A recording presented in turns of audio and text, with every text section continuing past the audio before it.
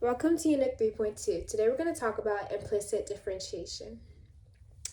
Now, we know that explicit equations are what we learned in Algebra 1, Algebra 2, Pre-Cal, and so forth, where one variable is in terms of another. So, for example, you have y equals x plus 16, a simple equation that we all know.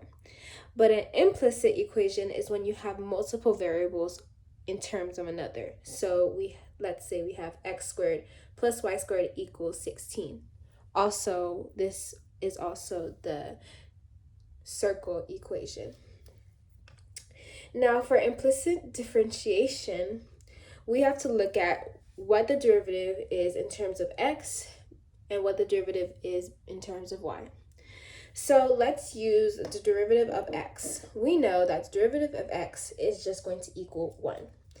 But the derivative of y is going to equal dy over dx. We know that there's going to be a 1 in front of the dy over dx, but it's going to be invisible. Just like if we have an x variable, the 1 in front of the x would not be present. Another in terms of x is the derivative of x squared. We know that the derivative of x squared is going to be 2x over dx, but we don't add dx over dx and we just say it's just 2x.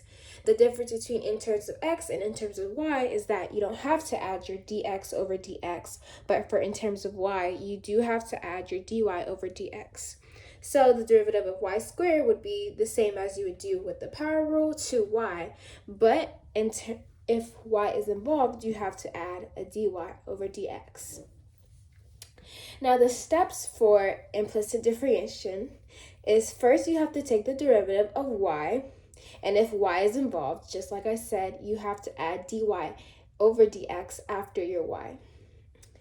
The next step is to get all your dy over dx's to one side. Usually it's going to be your left side, so it wouldn't be a negative.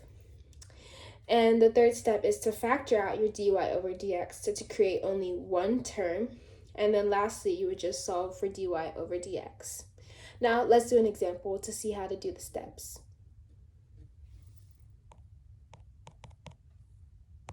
If we were to do the example, find dy over dx for y squared minus 5x3 equals 3y, the first thing we would do is find the derivative like we would do regularly. So the derivative of y squared would be 2y, having to add the dy over dx, minus the derivative of 5x to the third would just be 15, bringing my 3 with the constant multiple rule, bringing my 3 times 5 is 15, x using the product rule, 3 minus 1 squared, equals 3, and then the derivative of y would just be dy over dx. Now that I have my equation, as you can see for the next step, we have to bring the dy to the dx all into one side. So I would just subtract the 3 onto the other side to give me 2y dy over dx minus 3 dy over dx. And then I would just add the 15x squared to the other side. So that would be plus 15x squared, and that would just equal 15x squared. Now that I have all my derivatives to one side, I have to factor it out. So if I were to take, just like if you were to take x squared minus x, I would factor out the x, and it would just give me x minus 1.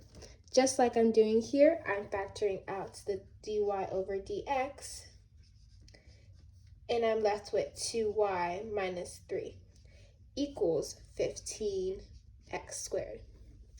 And lastly, all I have to do is solve for dy over dx, so I would just divide 2y minus 3 to both sides.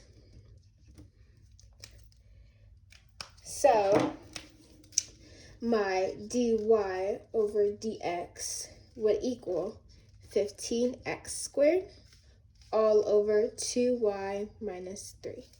And that would be my answer. Thank you.